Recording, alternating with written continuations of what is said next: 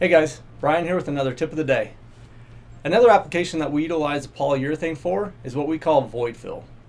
Void fill is used in conjunction with our piering systems. Once we raise and re-level a structure, underneath the existing slab, there's a void that's created from the soil and the bottom of the slab. With the void fill, we want to introduce the polyurethane into that cavity. The reason being, it'll re-support that slab and you can re-level any interior slab spots that may have not been leveled during the lifting process. So another quick application, you always want to make sure you do a void fill of some kind because you always want that slab re-supported. And that's your tip of the day.